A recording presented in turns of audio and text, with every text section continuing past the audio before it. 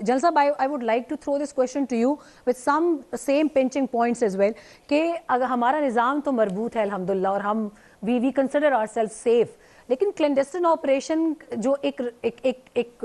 कहते हैं जिसको एक माइंड सेट है या जिसको प्रैक्टिकलिटी में जिस तरीके से मोसाद कन्वर्ट करती है, अगर उसको भी सामने रखें और फिर warfare, narrative, propaganda and all these things, जिसमें सबसे बड़ा एक हथियार फेक न्यूज़ का रिसेंटली अभी उन्होंने अफगानिस्तान को भी दिया हुआ है ताकि दो अतराफ से वो हमें काउंटर कर सकें। तो इन सब चीज़ों को जहन में रखते हुए ईरान की सिचुएशन में किस हद तक पाकिस्तान के लिए लेसन्स हैं, और दूसरा ये भी बताइएगा कि उनके अब top first, second and third tier leadership जो है, अगर हम बाय नेम भी बताना चाहें तो 48 से 60 के आसपास लोग इस वक्त उनके असैसिनेट किए जा चुके हैं। तो ये आने वाले वक्तों में, अभी खासतौर पे जिस जुमेरात की स्ट्राइक पैकेज की बात की गई है पीट हेग्सेथ की जानिब से, आपको क्या लगता है अब मजीद इससे ज़्यादा खतरनाक क्या होने वाला है ईरान के लिए?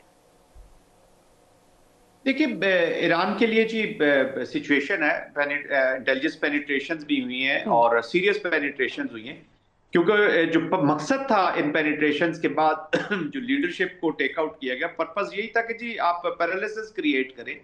Get into the decision making loop, और पैरालिसिस इतना क्रिएट करें कि वो वॉर को एग्जीक्यूट ही ना कर सके। और वो यही इसी तरीके से करना चाहते हैं कि मिलिट्री लीडरशिप को टेक आउट किया जाए, पोलिटिकल आइडियोलॉजिकल लीडरशिप, क्योंकि आइडियोलॉजिकल लीडरशिप के अंदर ही तीनों, डिप्लोमेसी भी उधर ही है, पॉलिटिक्स भी उधर ही है, वॉर भी उधर ही है जी, वहीं से एग्जीक्यूट हो रही थी। तो जो ये डिसीजन मेकिंग या जो जिस तरीके पे अली लारेजानी साहब जो है, it's a huge statesman who has been taken out. वो डिप्लोमेट भी है, पॉलिटिशियन भी है, वो वो मिलिट्री भी है, he is a strategist also. फिर उनके जो लिंकेजेस हैं रशिया के साथ, चाइना के साथ, पर्सनली पूरी दुनिया के साथ, वो पूरी वॉर को लेके जाए। तो it was a huge taking out of personality. तो उससे, लेकिन सिस्टम ने अभी तक बचाया हुआ है, लेकिन प्रेशर बढ़ रहे हैं सिस्टम पे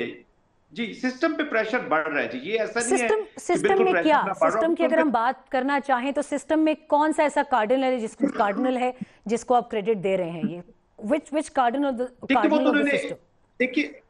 उन्होंने अपनी कैपेसिटी, कैपेबिलिटीज देखी हुई थी कि किस डोमेन में। अब जैसे एयर का अनफॉर्चुनेटली आज कंट्रोल नहीं है, अभी अपाची हेलीकॉप्टर्स का भी हम सुन रहे हैं, हम और भी एरियल मींस यूज हो रहे हैं वहां पे, और स्पेशली आप ये टारगेट करेंगे ये जो इनकी पाकिस्तान की नेवी है, क्योंकि कन्वेंशनल नेवी तो जो आर्टिश नेवी है वो तो काफी, उसको तो नुकसान हो गया, लेकिन दूसरी नेवी उनकी बड़ी